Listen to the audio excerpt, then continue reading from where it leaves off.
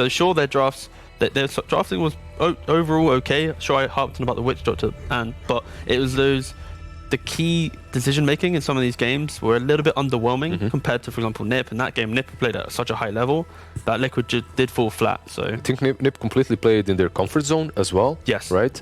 And again, Liquid, one game, you lose to Tinker, Bounty Hunter combo. Okay, you can understand that.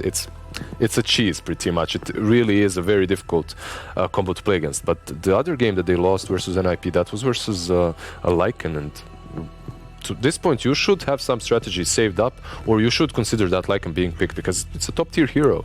Yeah, I like the point you're making around Witch Doctor. To link it to another point I think is relevant, is yesterday we saw it get so many kills, yet have not the greatest impact. Its net worth was very low. It felt like a preview into how almost worthless kills are in the early stages of the game compared to previous patches. I think you're a little bit offbeat on that one. I think it's more the fact that you have Liquid are always in recovery mode, where even though they're getting kills, their cores are recovering. I think in the Morphling game, he had very low CS, and then it was through the moves that his team made, the kills that they obtained, actually enabled the Morphling to come back into the game. But then it was like they got picked off on the Morphling, so once he hit that 10k net worth sweet spot, he instantly died to a smoke gank, and then the game kind of collapsed from there. So it's more the fact that they didn't set themselves up for a good success. So that's, I think, where that kind of lies. Let's go over the bans a little bit here. I think Liquid just banned out, they studied Alliance very well. They banned out a lot of their comfort heroes, and also they banned out the heroes that are completely in the meta. Yeah, so Secret actually yesterday against Alliance banned out DP and DK. Yep. Because I think... Shut down Limp, basically. Yeah, take away that kind of push potential, and I think these are pretty solid bans. But, Instant Oracle. Instant Oracle after the Shaker and the Queen of Pain pickup. Yeah. What do you think? Is this QoP, like when it's picked this early, it's not really a flex pick, right? You can't flex the QoP at all. Not really. Yeah. I have seen a couple of position 4 QoPs here and there, perhaps not in this region, but... The only thing I think is interesting about the Alliance draft so far is the fact that you have this Shaker who naturally unlocks the potential of most offlaners. So you could maybe see this QoP offlane due to the Shaker being that kind of grounding factor that actually enables Shaker, Pugna, Shaker, QoP, Shaker, Veno. Yeah, exactly. Those are the heroes that do work on the offlane together. That's and especially because they're second pick as well, they have that last pick potential. But are you going to lane QoP versus an Oracle? No, of course not, but yeah, so the idea, yeah, it should be the mid. I like how, even though Liquid did lose 2-0 yesterday with their Ember in the game, they're still committing to it. They're not obviously too scared from the fact that they have lost the games. I think it's really clear to say that Liquid didn't lose games from the draft. They lost from execution and in critical moments within the game. Fair way of looking at it. Could we be looking at perhaps a troll ban coming out from Alliance? Because it's the classic pairing with the Oracle, right? And we know Liquid love to run it. It depends on where Alliance want to go with this draft. It's pretty open right now. I think it's one of the more default bans that they could provide, but if Alliance already have a strat which synergizes well with the Shaker QoP, they would opt to ban obviously a counter to what they're going to be picking in the future. When you only have one ban in the second phase, banning out in the past is often not too optimal. But again, they could still ban it just because it's quite easy to ban. It's a simple ban, you don't have to throw away one, but it just depends what their plan is. So far, they did play a lot of Morphling on both of these sides, but when you're looking at Timberband and Bristleback still in the pool, I just keep on coming back to that. Timberband, Bristle is still in the pool, you have to be considering that hero. Lycan is also still left completely unchecked. Alliance, they still have that one ban to work with, so they could go that way and get rid of the Bristle. I guess if you pick Bristle here for Alliance, it does give Liquid an opportunity to go for that troll, right? And you have an Oracle pick as well. Yeah, exactly. Which is pretty solid. If you're Alliance stage and after. But if you're Alliance, that's right, obviously Liquid entering. Oh, so yeah, Alliance will be picking after this. So I think, if you're Alliance, you just pick your position 5 here, don't reveal anything. See the next hero. No, they ban out the Bristle. I think you either ban it or pick it here. There's no... You don't really have another option. Definitely feels like too potent of a hero. Reason that it's actually won practically every game it's been in so far. What else could you see them actually go for here now? It'd just be a casual position 5, just don't really show too much. Grimstroke's banned though, so that's kind of the casual boy you'd ideally want. And Rubik feels a bit rough as a 5, right? It's a hero that wants a little bit of gold. Not really, you want it on 4. It's possible to play it, but... Especially against, you have your Ember Oracle, you kind of want The thing Just a is, defensive hero. the thing is, if you show your 5 right now, it's very easy for the opposing team to just pick the offlaner afterwards and pick accordingly, right? Pick some offlaner that doesn't really suffer versus the 5 and the 4. Potentially. I think that the key piece of the puzzle is what is Alliance doing with the Quap, right? Because as it's such an early Quap pick, I think people just value Quap quite a lot right now. It's been it is a heavily. very strong laner. It provides you that simple, like it's going to have an okay time mid against most heroes. It's going to be able to make that first move, unlock that kill with obviously the early level 6, and then you pair that with a hero that can maybe pressure a tower, 5-minute wave, 10-minute wave. You're in a good spot. So I can see why it's just a generic opening potentially. Something that Viking GG started doing pretty much, in my opinion, the Quap constantly picked up by them on position 2 at first stage, and they would still do really, really well. Not only has she been buffed, but the build that you do on her with the Blade Mail early on, even after the nerfs. Chen, yeah. Also, Dragonite is still in the pool. I believe it is, and there's a Quap against you. That Dragonite could also be placed mid, and then you could rotate the Ember Spirit to the safe lane, or even position 4, which is an option, right?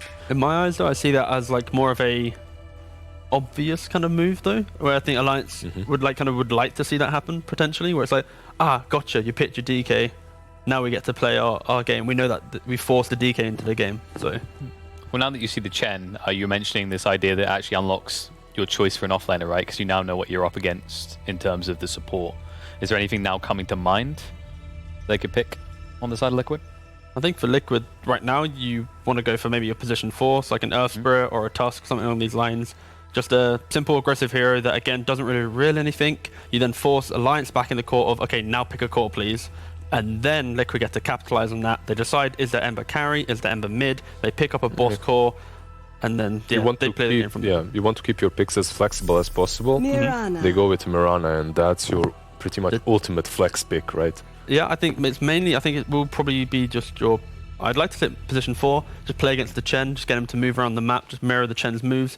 We've seen, I think that's a rough one, but Cloud9 did this back in the early days of Cloud9 with Misery on it, and it was a Chen v Mirana game, and it was just like the Chen couldn't do anything. But that's back in the old days, though. Oh, I mean, Chen doesn't work the same way now as he used to. However, there have been some nerfs to the Chen, and perhaps that's why we're not seeing him just banned out in the first stage like we usually do. Yora is not as potent as before. And usually for Mirana, you could follow him around and he would suffer quite heavily, because if you remember, the dominate creep cooldown for Chen was very long, and also you could take big creeps, and Mirana just arrowing those creeps already, she's already doing more than you. Right now, your aura, even if you don't have a creep, is pretty good, and in the early levels you have that small creep, she arrows it, it can be good, can be bad, but... Overall, we don't really see a lot of Mirana 4. Yeah, and it's kind of interesting it gets picked up, right? We just said about counter Chen. Do you think it means that they don't necessarily need to make the offlane pick as obvious? Because usually you see a Mirana with a stun in the core, right? So you have some sort of setup for arrows. Yeah, in some games for sure. But what about this one? Because now we've got a Spectre on the field, you know exactly what you're up to in that lane, right? I think this is just Alliance's way of saying, like, this is why the Chen pick's there, because if you know you want to pick Spectre, it's like, okay, we need enabling to position 5. Unfortunately, Warlock's not really too hot in the meta right now, but Chen obviously is kind of the second one to that. Yeah, but he's pretty good. He's pretty strong. Yeah, I'm a big advocate of Warlock coming. I personally want to see him come back a little bit. I think his skill set early on is very strong. Fatal Bonds level 1 is very underrated, but teams aren't really into it. But this is why the Chen for now, in terms of meta side, it's an easier way to play it. Right? Yeah. It certainly is. If you remember a few months, if not even more ago, you would have those Witch Doctors, you would have those Warlocks and Dazzles, just constant heal on the lane. Chen is kind of significant in that way as well, because he does give you that bonus region. If you get that small creep that heals you as well as a Spectre, you can have a solid lane. They still go for the DK versus Quap right now, because not only is it a good laning matchup, you know that the Spectre comes online a little bit later and you want to push the tempo.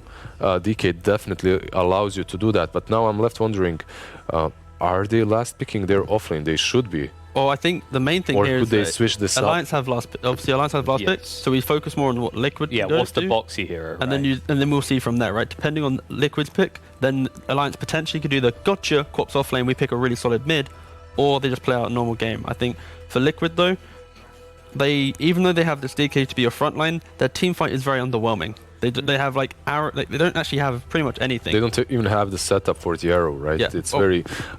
Perhaps you can. Dragon Tail. You got chains and dragon tail. Chains, right? arrow is also good. You can do it versus Quap as well in the laning stage if you time it well.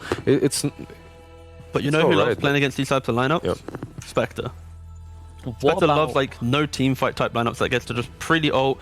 If you get in, you're not gonna really die. Like they don't have enough stun to keep him locked down long enough. If you get to that kind of beautiful stage of Radiant's Heart, or he could easily go. I think this is a very, very good Manta Diffuser game, for example. It is pretty much unkillable depending on Liquid's pick. But there we go. That's it. Yeah. I mean, we were saying, I think it was on the previous day, we want to see something like this coming out, right? Because Lone Druid feeling like an underrated pick right now. Why I also love this is because they picked that Dragon Knight early on, right? But it's also a flex pick. It can go offlane, it can go mid, and then you finalize the draft with a Lone Druid, which is pretty good. But it now, still puts them into the position where they have to have solid tempo. They have to have solid tempo, consistent. They need to play for Roshan, get that early Aegis, and with that Aegis, they need to be pressuring high ground. If they ever get to a hurdle in their draft where there's that one team fight, we have that one clutch slam on the support duo, there's no real any gusto to a fight, suddenly it's really easy for Alliance to take this game, especially because I think we've seen even against Secret, Nico Baby on here on Slark, for example, he was always top net worth or near enough top net worth, and okay, there you go. I'm so sad. When I saw Lone Druid, I was thinking Razor, and then I started talking about whatever, it doesn't matter. Anyway, Razor, I think now you put, obviously, I think this does mean that Cop should be offlane at this point with the Razor mid. I mean, it's very flexible. I think we might even see these lanes be switched quite a lot because you do have Chen on one side. They benefit from that. And at the same time, if you're Liquid, you don't really want to be playing, you don't want to be playing any of your cores versus the Razor. That's kind of problematic.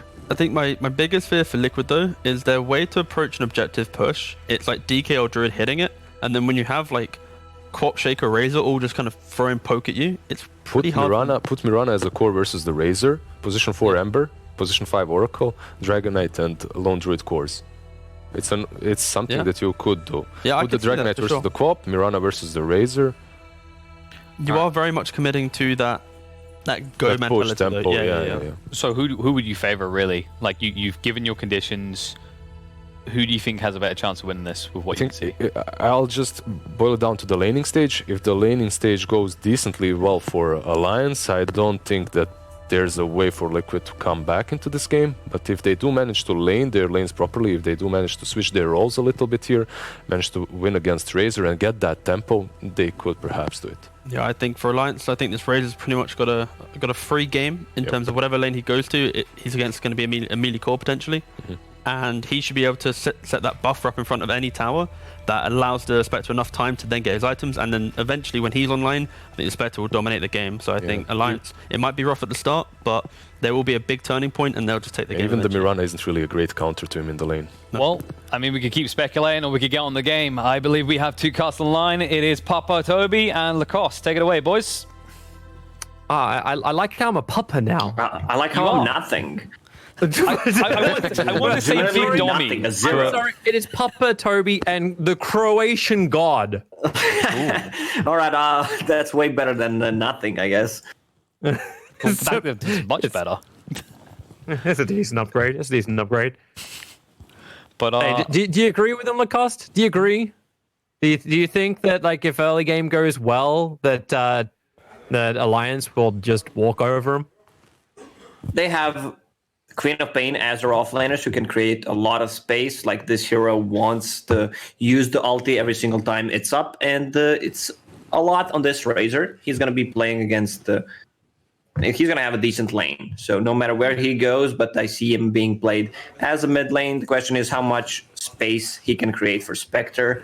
But there's also a lineup from Liquid. I'm getting confused. Liquid Alliance, still seeing the names and the players. Can't hear him. Lone Druid, it's Quaqua's signature hero. I thought you and were he knows how to play with it. I have no idea. I can't hear them. Yeah, we can hear you guys. Yeah, we can hear you guys. You can hear us. Yeah. Hi, Mo. I couldn't hear him. Yeah, sorry, we muted you after the game began. We left the panel a long time ago. Yeah, move on. We're old news. Get to the game. So let's get back into the game, Toby. You and me. I used the mute button. It was very effective. Feels bad, man. Success. Whenever I see Ember Spirit, I'm always afraid the team's not gonna have enough tower damage. Now they have Lone Druid and Dragon Knight, so these boxes are checked. And this is gonna be an offlane Dragon Knight. I'd love to see Boxy more of a hero that, you know, can do some stupid stuff, and in the end he looks very smart. He's such a, like, I always say that Boxy is like the European Young 11. Sometimes looks like the best player in the team. Sometimes like, Boxy, what are you doing, man? You know you can't do this in a professional game. Tiger, man, getting zoned out. That's the first blood almost. Woo. Oh yeah, Tiger, he's pinging the hillside like he's being caught out. But I'm loving watching this middle lane. Limp is stealing damage from the bear, but Koifa, because he used his bear to drag the creep wave around. So Limp had to farm underneath his own tower, where his wonderful amount of base damage without the 36 was not enough. He got one last hit underneath his own tower. I don't think he's going to be too happy with that kind of start. Yeah, I saw Bear having minus 29 attack. Not very efficient. It's there for Savage Raw. I like how Koifa does this. Like, this is one of Koifa's signature style heroes. He can play at any lane you want to give it to him, but he's done it many times before in the mid. And you just think about like the counter to a Razor, like Savage Raw. Isn't this a fantastic thing? Hey, you want a static link? Just get away from me. I think like how long ago was it the Savage Raw got nerfed, where now it's like you get cooldown time?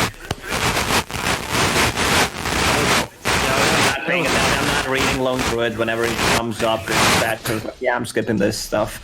I don't care about Lone Druid, but it's been a very long time though. Yeah, it can still make that work. And then the other question will be like Nico Baby, like how fast does he get into this game? Going for the early Soul Ring. That became a little harder to get as well. Dragon Knight should not die in this lane. Gloves of Haste already picked up by Boxy. Not a single bracer. He just wants to contest the Spectre. Like, you also get multiple points in Dragon Blood in the laning stage. I'm wondering if he wants to get the point in Stun, since he's playing with Mirana. Mirana level 2, does not have a point in Leap yet. Might be forced to use it. They can pressure enough. She was trying to contest the double stack that was pulled over. I don't think DK really cares for the moment. Queen of Pain CS is also not looking that great. Hanskin, completely out of health regen. S4's only got one Tango left. He's queuing up another set now. But he's got 8 CS compared to the 13 of the Ember Spirit. Insania just doing a really good job of keeping that equilibrium back their way. Yeah, and we can see Queen of Pain skipping Shadow Strike. It's not that effective against Ember Spirit. He can just use Slight to dodge it. Mm-hmm. She's it's not effective against Ember. It's not effective against like DK because he'll just tank through it. Not effective against Lone Druid, who's able to survive through it all. Like, what is Queen of Pain's play here? Like, it's not the normal 3-position stunner that you look for. Usually Queen of Pain is the lane dominator, but with this kind of a build, she will get more farm, I would say. And she's a hero that scales really well, don't get me wrong. She has like the best level 25 talent in the game, in my opinion. Scream of Pain Fear. Mm-hmm. Yeah, you thought I was gonna say the other one, right? Spell Block. Hey, I never assume. That makes an ass out of you and me. Quake already knows what he's gonna go for. Like, even more tower damage, Massive Madness into Death, so pretty standard build. No, that's So he threw an arrow, and Chen was walking a straight line. And it's always the best way to dodge an arrow, right? Yeah. Mirana is going to be extremely effective against Chen and his creeps. He didn't even skill Divine Favor. Like, he's just pulling the creeps right now. We also didn't talk about that's FNG standing in for Alliance, since Alliance does not have a single player, and they don't have a position 5 player, sorry, and Gambit is not in this tournament. Yeah, they need that. They need that extra, right? Hey, where's 33 when you need him? That's what. Oh wait, hang on. Oh, just okay. Too soon. Fisher, top lane, trying to buy some time. Hanskin. Actually, S4 blinks away. He doesn't want to get any closer towards that Oracle. Love how Oracle is like the king of keeping that lane alive as well. He's got both Basilius as well as Headdress. no need to just carry one. He's just buffing up the Ember so he can use multiple Sleight of Fist, have enough mana regen and HP. One of the reasons why bottom lane is working out so well for them. And Boxy on the top lane, like 1-1-3 build, this is what I like to see. He is self-sustainable offlaner, which allows Mirana to make a rotation on the mid lane. Also, Mirana is very strong. Okay, leap, arrow, shortest arrow in the really history. looking for a root. Finally got himself one underneath the tower, and that's going to be first blood. Tiger, nice patience from him. He could have just gone for it. ES dies in the meantime in the bottom lane. And this is before the 5-minute bounty runes. Liquid claimed 2 of these. The 4th one hasn't been claimed yet on the bottom lane. This is what I talked about, the power of self-sustainable offlaners. So your position 4 can make a rotation. You can also kill Chen creeps, you can kill catapults if they decide to group up with the arrow. And this is a lot of XP and the gold on the top lane for Dragon Knight. Like, he's on top of CS and has 2 waves approaching him. Is he actually going to be #1 net worth ahead of that of Qualifier? All 3 cores, top CS for Liquid. Yep. Top CS, top net worth, nothing is lost in the consumables for the mid lane. Drew is just tanking through all of it. It just feels good. And Tiger's going to try and change the balance on bottom lane. He's rotating down there. They do probably also want to make sure they can reclaim their own outpost, but they're going to start over on Hanskin.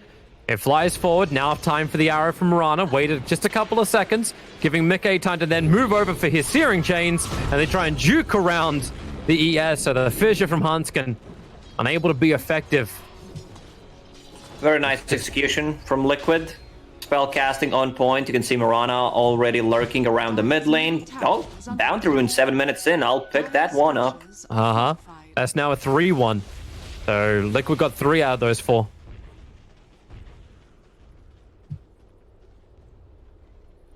Easy money, an easy 3k advantage. You know, DK's feeling good. Arrow misses. Okay. Maybe not the easiest combination in the world, but it could work. Yeah, you just need Long Druid to root him. Not big of a deal. DK's forcing top, cleaning out the Chen army as quick as he possibly can. Then looking back over to the tower, making the most of his first dragon form. Insania sits right for the top lane, same with Tiger. If they can hit a nice long arrow with a creep wave onto the tower, they'll go for it, but FNG is going to be the one to show himself.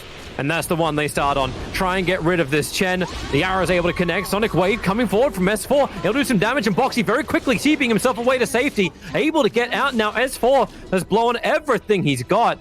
And what does he have to show for it? That was a very weird interaction with Sonic Wave.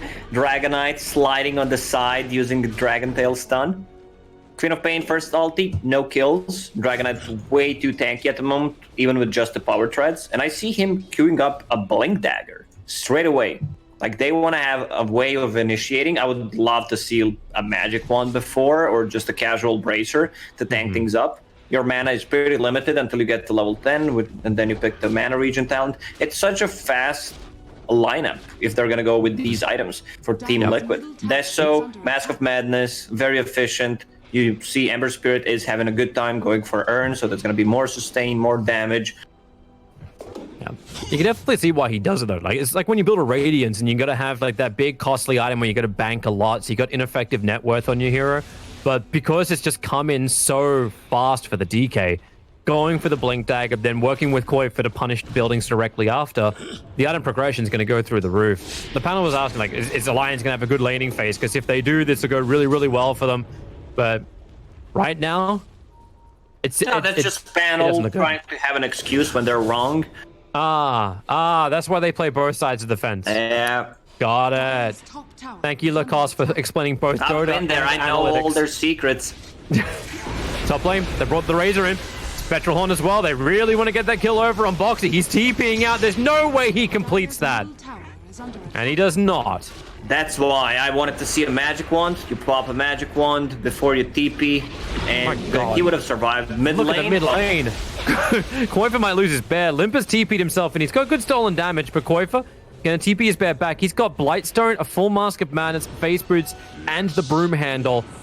Arrow on the top lane, but they don't have enough follow-up damage. Bounty Rune spawning. The prize is mine. Hanskin only level 4. Can't do too much to this Mirana. Worthy tribute. Mickey not being involved in any of this in the meantime. Looks like he's just trying to get himself into, well, yeah, Urn to begin with. A full Spirit Vessel might cause a couple of problems. A new Spirit Vessel is so good against any of the heroes that have high region. Just the aura is insane. Mid lane, Limp. Oh, he was. I thought for a moment he'd get the Searing Chains off and then Koifa would just go ham. But Chen's going to arrive as well. That tower's in deny range. So they want to commit for it. Earthshaker coming down the river, but these can be pushed away by the Oracle and Mirana combination. In fact, they hit and follow up with the arrow. If they have enough burst damage, they can kill off Hanskin before he can get involved. But no, he can't. He's starting to heal up. Sonic Wave goes to work from Queen of Pain, so they're forcing back Team Liquid from the mid. The tower has already been taken. Koifa was the one to kill that, but S4, the Chen army has arrived trying to create some extra space. The Breathe Fire and the Sleight of Fist. S4 is low. He's able to blink away before the Fire Remnant's able to reach him, but Mickey, under the cover of Moonlight Shadow, one more Sleight of Fist. 11 HP on Queen of Pain. He's still chasing. Let's go. Oh, one he more wants body blocks. FNG knows. He understands that there is a hero hiding. Land your extra stuns, and Mickey, be careful. Another Queen of Pain ulti used. They did not get a single kill. Let's switch back to net worth to see how Spectre is doing. 3.5k net worth, going for Radiance, Phase Boots. Like, it's gonna be a very long time until she finishes off the Radiance. They're going to lose all of them map in the meantime. They're going to lose FNG. Blink forward from Boxy. He's going to reveal that. Probably not the target he really wanted to get. Finding the Chen. Allows Hanskin to retreat, but then again, either of those targets, I guess you'll accept. Meanwhile, Koifa doing bare things, taking a tier 1 tower quite easily. All money going towards the Desolator Fund. As a quick Spirit jump over. Dragon Knight again with the Blink Dagger, holding down S4. The arrow flies in a long way from Tiger. Full duration stun means Queen of Pain goes down. Oracle trying to buy himself some more time against the Razor. That's not going to work for him, though. But then a very fast-moving, hasted Dragon Knight. Searching for the ES, but cannot find him either. And patience from Nico Baby not to pop that haunt and come and join the fight. All these small pieces coming together for Team Liquid. Deso is going to be done in the next minute. You will have a Blink Dagger on Dragon Knight. What is he bringing next? Just a Magic Wand. Mech on Mirana. She needs 900 gold. Not that farmed. But you're going to have a save coming out from Oracle. A lot of sustain. This Ember Spirit has Urn of Shadow, so they can reset a couple of times. And they don't have any long cooldown ultis to fight with. Like, even if Dragon Knight ulti is down, they can still take a fight. Mm-hmm. Alright. Keeping my eyes on mid as Hanskin. He's trying to be playing around Mickey, but Mickey doesn't want anything to do with him. Just wants the creeps in the lane. The rest of Team Liquid, however, they would love to have a go. 3-man smoke up, moving underneath the Dire Obs and Sentry. A fresh Radiant Observer Ward was planted. That might be an indicator to Alliance if they were looking for it. But Mickey, this is such bait. Fissure comes out. Now Insania, there to help out, but there's no real follow-up. Double golems from FNG. Making sure they got all the stuns in the world. Mickey gets rid of the Observer Ward, so Alliance having a very hard time keeping vision on the hill. They're going to plant another one. Okay. The both sentries are in range of that hill. It is very hard for Alliance to kill Mickey in this game, unless somehow Earthshaker gets close, uses a Fissure, and follow it up with an Echo Slam. He is also so far away from Blink Dagger. 3 deaths, only 11 CS at the moment. Smoke from Alliance. That Dire Observer Lord lets them see Boxy. They just want to jump him as quick as they possibly can. S4 will start it off, so no Blink Dagger. Dragon Knight form able to come up with a good Breathe Fire to reduce that damage. Tiger just sends him invis, and where is their detection? They're still stealing everything, but now False Promise. Oracle's able to help him out, and they'll look to try and fight. A quick blink up. Boxy just trying to dodge this fight while ES does go down before he even got the Echo Slam off. Sonic Wave, it's going to be from S4, but the damage is still not enough with a 3-man route down. Oracle has done so much work in this fight, and it may just be enough to kill off most of Alliance. Razor still on the run out of here. Now he'll go down with the Sleight of Fist. 4 of them gone, and DK able to land these extra stuns. Nico, baby, the last raid boss to try and survive. Sleight of Fisting through, and you get the root as well, so Kuiper can stand his ground and deliver 5 deaths to Alliance. That's a full team wipe, man. Mickey was so close to dying, used Urn of Shadows multiple times to keep himself alive, and the synergy between these heroes, like you have fast Urn of Shadows with the Oracle ulti, and you have Dragonite, who has 4 points in Dragon Blood, which means that there's going to be a lot of regen. Yes. And also they killed the Spectre, delaying that Radiance is very crucial. They're coming for Hanskin. They need to get the blink and the stun off first from Boxy, so then the arrow can follow up at Hanskin. Able to juke it around. Tiger throws the arrow, but it's way too late. And Boxy gets juked out too hard by the ES.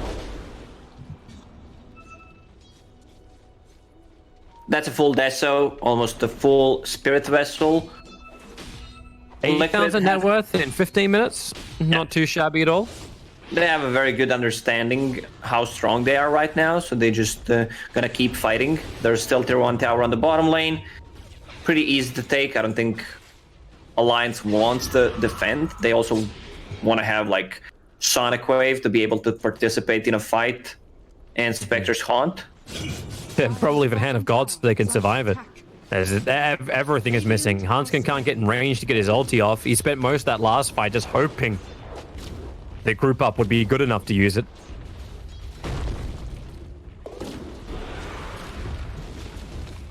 I love how also Lone Druid's able to hold on to 2 items at the same time, because obviously his bear's able to hold on Hanskin. That's a nice 5-second arrow. Does Boxy feel it? But yeah, Boxy feels it. Blink forward, follow up with his own Dragon Tail stun. Nice kill, secure, Insania. Fortune's End, level 1. Yeah, I hate when I ask them, do you feel it? And they say no. But Boxy definitely felt it. Hanskin felt it. Tier 2 tower is gonna drop. Dragonite putting some pressure, going for Blade Mail. Man, I always loved Boxy as a player because he was sticking outside of the box. No puns intended. But I remember seeing his, like, CK with Throat of Atos a long time ago. Wow, they're actually gonna kill off Limp. Sent up. Oh, his Yule Step instantly cancelled by the Fortune's End. Second he started going up, the wind was taken out of his sails. And now that mid-tier 2 tower, Kuiper's Bear makes very short work of that. Dire's middle tower has We don't even need the leveler at this point. Calm down, Toby. There's still Yeah. like There's still 5 minutes left in this game. Yeah, 5 minutes left in the game. Earthshaker, rooted, arrowed, controlled. This Blink Dagger will never come for Hanskin. Not if the game continues at this rate, because Lone Druid, 18 minutes in, is coming into the base. Radiant's bottom tower. Queen of Pain with the mech. Also, S4 going for a different kind of a build. Wants to tank up his teammates. That's a lot of HP. Hand of God, what are you laughing at? It's just like you The just tower? don't want to try and battle the bear. It's like, I'm going to Savage Roar and I'm going to finish the tier 3 tower. Meanwhile, FNG is now trapped because the double searing change from Mika keeps Nico Baby and S4 away from the fight. Chen losing majority of his life. He's still not dead just yet. Even the neutrals are trying to kill him off, but the Sleight of Fist from Mika will do the job. Another jump forward to the Spirit, almost finding S4. Sleight of Fisting through absolutely everything. The Chen army has finally been dealt with too. And Alliance feeling heavily on the defense. And what have they got left? You've got a Mech Queen of Pain with Sonic Wave to try and tank through what's coming your way. And now, Arrow, Yule Scepter up. Arrow will be off target. The Bear's hitting the melee racks at the moment. A good Sleight of Fist steering change. You want the second arrow. You just go for the Dragon Tail stun and the double breathe fire. Hand of God is back. Thanks to the fact that Chen being alive and Nico Baby getting some extra distance to escape. Actually using Insania's heal against him there. And Urshik is still hoping for some... I don't know what Hanskin's hoping for. He's being pinged out right now. So they jump forward. They get the Dragon Tail stun. Follow-up arrow. Hanskin can't get anything out of this one. Queen of Pain gets perfectly controlled. Rooted and roared. Both of the RRs. And that's now going to be melee racks to fall. Mid racks totally gone. And Team Liquid, they have got this game most firmly in the bag. They'll throw an arrow forward just to get the betrayal creep. Man, Mika is playing so well this game. He's been involved in 15 out of the 18 kills, setting up multiple shearing chains, and then follow it up with an arrow from Taiga. I think this game is over. If they kill Spectre like one more time, the game is just over. But you know, it's Old Alliance team and Team Liquid now. They have been, you know, struggling with finishing the games, even when they were like 40, 50k ahead. 14k, 20 minutes in, still losable is what you're trying to get at. Yeah. But the execution in this game has been really outstanding, so I don't see it's gonna happen, but you never know. Spirit, Sleight of Fist, Breathe Fire. The creep got taken out so quickly by the arrow too. That either hit the creep or it hit Chen.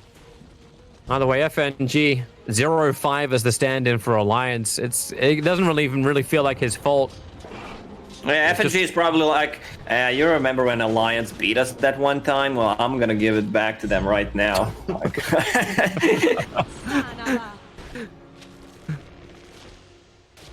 Bottom tier 2 tower is going to drop pretty damn quickly. Catapult wave push. Alliance are looking for their first tier 1 tower. We'll see if Team Liquid want to try and contest them or if they just want to go up. Fortification will delay things, and yeah, they just want to go up. The second lane of Frax. You don't care about a tier 1 tower if you can just claim that. And again, Dragon Tail stun. Looking to make sure that Razor is perfectly controlled with the arrow from Tiger connecting. Razor will buy back. The tier 3 tower is almost gone. What more is left?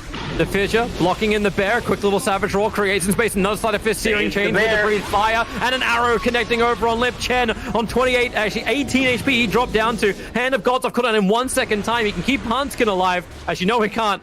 Vessel's on and Huntskin's on the retreat. And he's already popped. FNG's waiting in the trees. No, yeah, it's GG. It's GG. Not even 22 minutes on the clock, and Team Liquid take game 1. Very nicely executed from Team Liquid. They got all these small pieces together. Kwaikwa had an extremely good time in the laning stage.